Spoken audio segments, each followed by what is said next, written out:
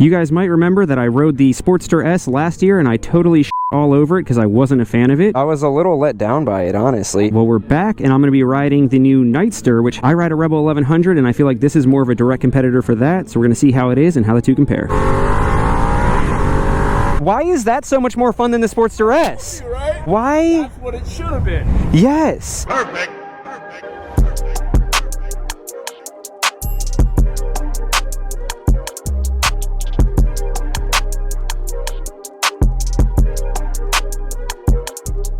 Welcome back to Life of Birch. This is Birch, and that's right, we're back at Harley Demo Day. I was here probably about 6 months ago. I rode the Sportster S and I was super excited, and I ended up not liking it at all, but I think I kind of chalked lots of that up to the fact that I had such high expectations for it that I kind of like set myself up for failure, if that makes sense. And like I said, we're not riding that today, but we are riding its little brother, the brand new Harley-Davidson Nightster. So it's the same Revolution Max motor that they just came out with, but it's a little 975 compared to the 1250. Now, if you're new to the channel, like I said, I ride a Rebel 1100 and it feels like the specs of this are a lot more in line with the Rebel than this one is. This one has more power than the Rebel, etc., etc. This almost feels like a direct competitor. The weights are within like a few pounds of each other. The horsepower is within a couple horsepower of each other. This should be really, really interesting. First things first, you'll notice that the Nightster has way different styling than the Sportster S. The Sportster S is a lot beefier and just looks like a freaking hot rod, whereas this looks more like your traditional Harley just in the future. You know what I mean? The Sportster S has the big beefy tires. This one has the smaller tires and the bigger wheel in the front. That should be interesting because my Rebel 1100 gets a little wobbly at high speeds if you open it up all the way, because the front tire is so much bigger and skinnier than the back one. It gets a little bit of float, and this front tire is even bigger than my front tire, so we'll see how the two compare. Now, the cool thing about the Nightster is that that's actually not a gas tank. So the way that they designed it is to have like all of the weight kind of down low, make it more manageable. So this is actually an airbox cover, and then the fuel tank is actually underneath the seat, and I believe you actually have to lift the seat up to even put gas in it, so that's a pretty interesting feature. Oh,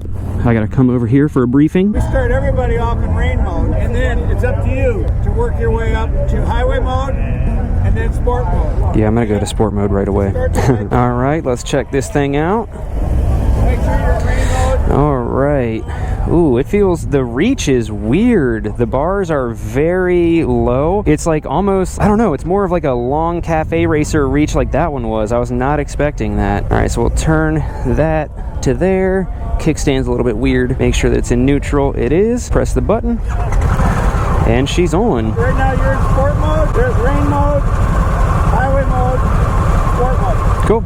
So we're going to ignore all of that and put it directly into sport mode because that's what we're freaking here for, boys. Y'all thought wrong. I'm just going to keep on sending it. All right, so yeah, this bar positioning is a little bit weird. You're leaned pretty far forward. Geometry of the front end feels like it'll be a little bit wonky at low speeds just because of the size of that front wheel, but we'll see how we like it. Bar end mirrors from the factory are actually super sick. I dig that. It's a little bit weird. These are the RPMs, so you rev and it like lags. I don't know if I like that. Hopefully it has like some sort of shift light or something like that. It's also worth mentioning that if you're new to the channel, when I do these test rides, I'm not really talking about stats so much as I am just the feel of the bike. So we won't be talking about too many stats. We're just gonna kind of talk about how it feels, how it rides, and I am super excited for this one. I'm probably more excited for this than I was the Sportster S. Ooh, foot pegs are really small, dude, but it's nice because they're definitely further down than on my Rebel, so it feels like I have more leg room, but the pegs are definitely small and feel a little chintzy. Oh, and I'm just noticing this gray color is sick. I thought it was like a flat gray, but there's actually a little bit of pearl in there. I really like that. And then it has like a gradient here that's almost like not carbon fiber, but like gradient dots. That's actually sick. They did a good job with that. All right, let's see what she's made of, boys.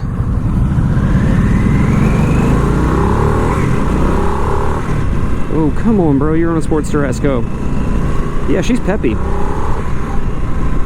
This might be weird, but I feel like I already like this way more than the Sportster S. Like I said, maybe it's because my hopes were up so high for the Sportster S, but so far, I mean, the seat is comfier, the body position is better, it's peppy. It's nice and nimble.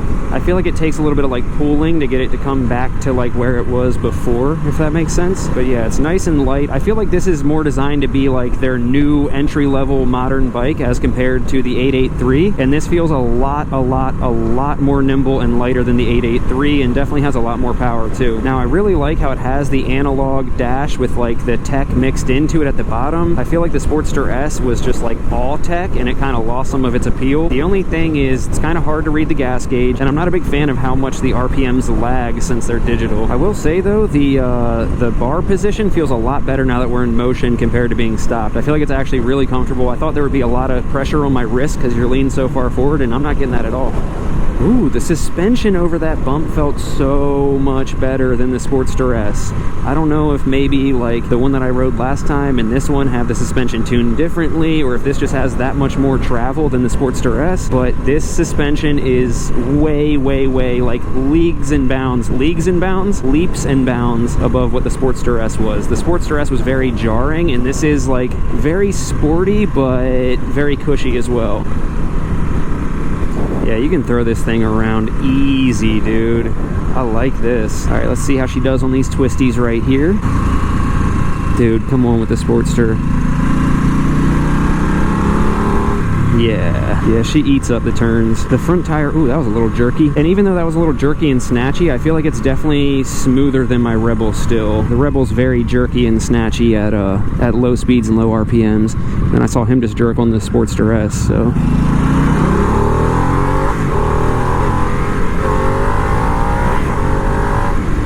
Oh, yeah, dude. Nah, she's a ripper. I definitely was not supposed to pass him there, but I did not. I just couldn't pass it up. Hopefully I don't get in trouble for that. This thing is a ripper, though. So I feel like this motor, even though it's just a smaller Revolution Max motor, it feels to me like the Sportster S is tuned to have a lot more top-end power.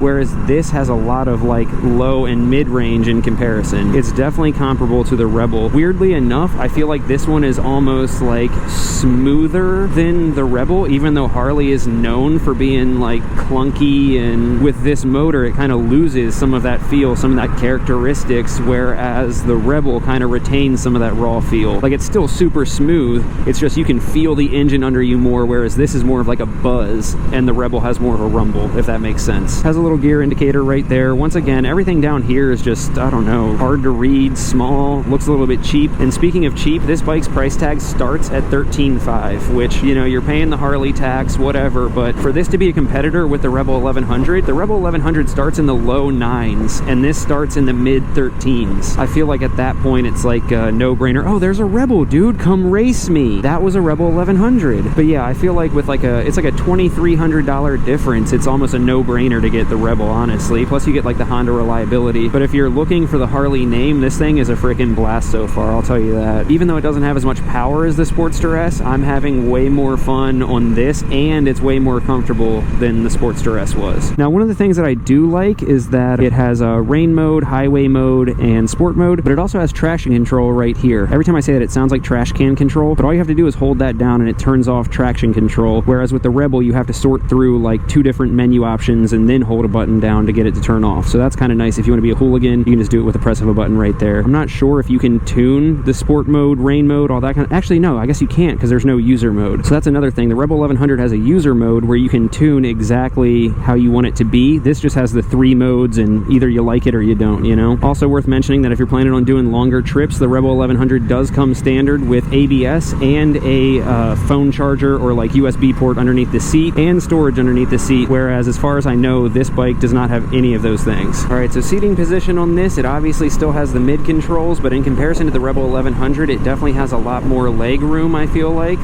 your legs aren't tucked up as much. However, you're definitely leaning forward and reaching for the bars a lot more than on the Rebel. The Nightster also has this little like cowl right here that I guess comes stock on it, whereas the Rebel has a little cowl from the factory, but it's like a $200 upgrade, something like that. Honestly, I'm not sure how much this is doing. Oh, I just hit the high beams. I'm getting hit with a decent amount of wind, but it's nothing crazy. Oh, here's the big bump. Let's see how the suspension does with it.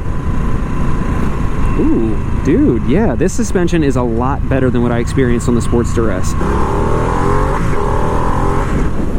Yeah, she pulls. See, the thing is, with the Sportster S, it has that 1250, and they were hyping up how fast it was, so maybe that's why it let me down. With this, they're kind of hyping this up as like more of an entry level, so the fact that it still has this much power is really surprising to me. Oh yeah, and we haven't done the neutral test yet. All of the like quote-unquote real Harleys, I feel like are really hard to find neutral, but the newer ones like this...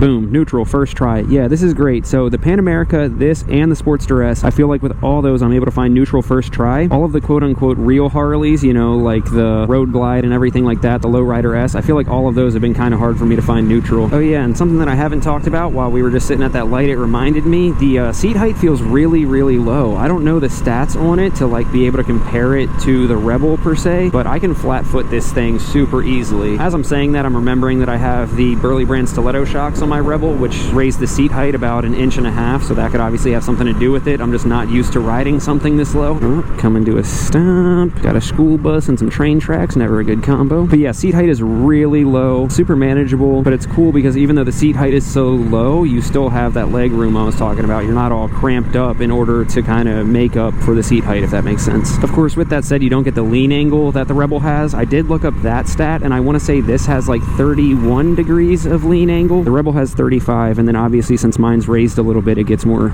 lean angle out of that. So neutral test again. Neutral, first try.